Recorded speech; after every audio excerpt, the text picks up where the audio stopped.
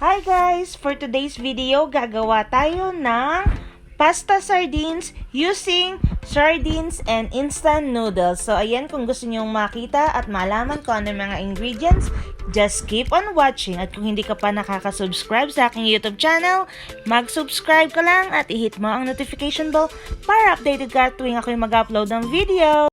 I'm Elsa and welcome back to my YouTube channel.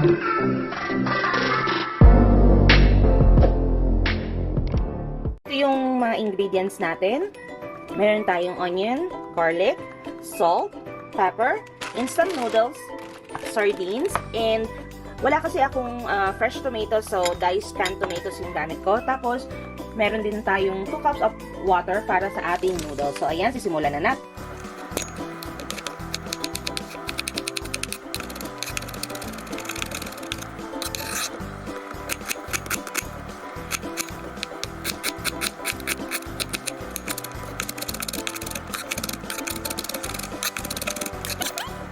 So, ayan, kumukulo na yung ating tubig. So, ang gagawin natin is, ayan, pasensya na kayo sa boses ng aking aso. So, ang gagawin lang natin is, i-boil natin as usual. Tapos, yung seasoning niya, i-set aside lang natin. Kuluan lang natin siya hanggang maluto yung ating noodles. Tapos, i-drain natin siya and i-set aside.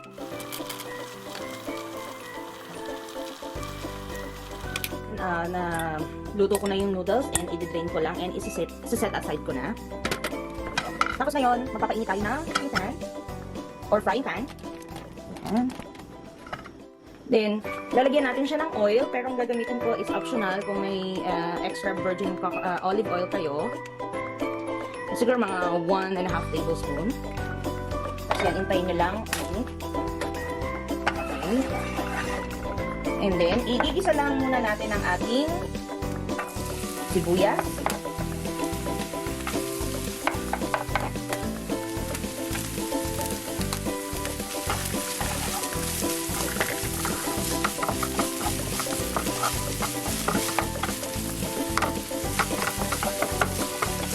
Tapos pag medyo translucent na siya, siguro mga ilang minutes pa to.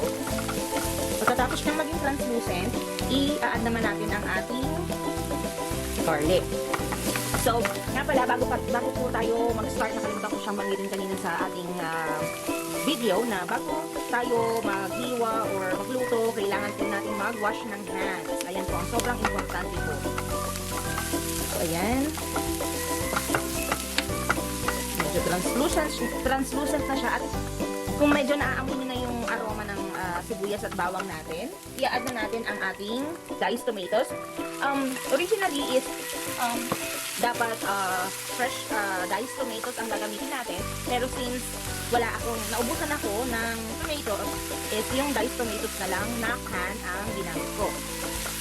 Tapos, about naman sa sardines, kung ano yung meron kayo, kung gusto niyo hot and spicy, ito kasi ito lang yung meron ako. And dito sa US, napakahirap, or hindi naman siya actually mahirap.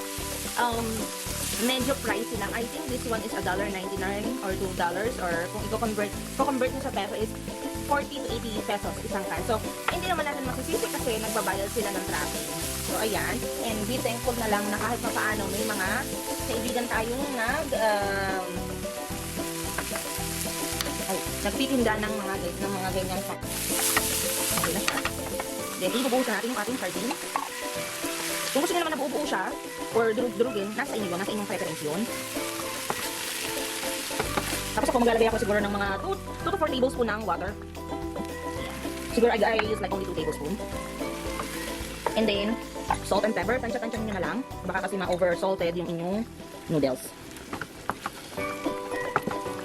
Diba? Papakuluan lang natin siya ng konti just to heat up the sardines. Kalimutan kong banggitin, yung leftover na 1 tablespoon sa ating water is nilagay ko dito sa loob ng sardinas. Kasi alam niyo naman mga Pilipino, kailangan matipid. Ayan. Small water.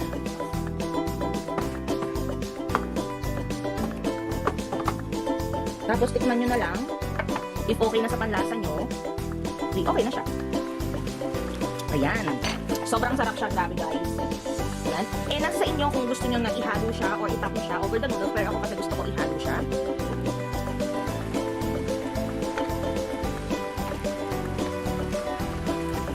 Dapat pala nilagyan ko siya ng konting oil kasi medyo kumapit siya.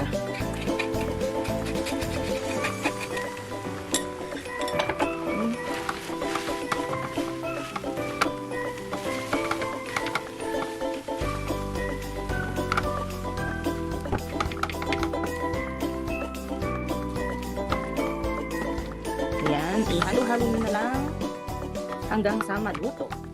Or ma-spread evenly yung sardinas sauce natin sa ating instant noodles. Tama ba yun? So sa mga nagtatanong, di sayang to. Nope, hindi po siya sayang. So ang ginagawa ko is sineset aside ko siya, nilalagay ko siya sa fridge namin. And then, if ever like, magluluto ako ng pansit or whatever na may noodles, ginagawa ko siyang seasoning. Pero konti lang, hindi naman siya isang pack kasi nga depende sa panlasa ko. Para bang ano siya, yung seasoning. Parang ganun siya na powder. So ayan, ang ginagawa ko is hindi po siya nasasayang.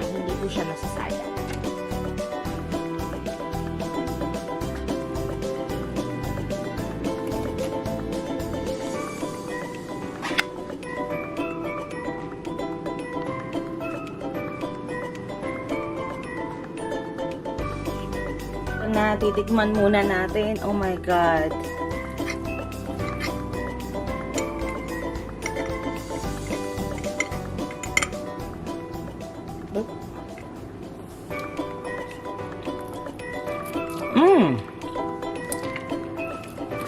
Grabe. Ang sarap niya. Sobrang sarap. And this is perfect time kasi 'di ba? Sobrang dali, instant noodles, sardinas, konting salt and pepper, and then kamatis, onion and garlic, and that's all.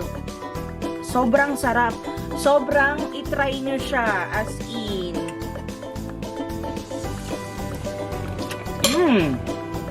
So, ayan, magpapaalam na ako kasi kakainin ko na siya, and kung hindi ka pa nakaka-subscribe sa aking YouTube channel, mag-subscribe ka lang at i-hit mo ang notification bell para maging updated ka sa tuwing ako'y mag-upload ng mga video. Thank you! Maraming salamat! And i-comment nyo kung na-try nyo siya. And thank you so much, and see you in my next vlog!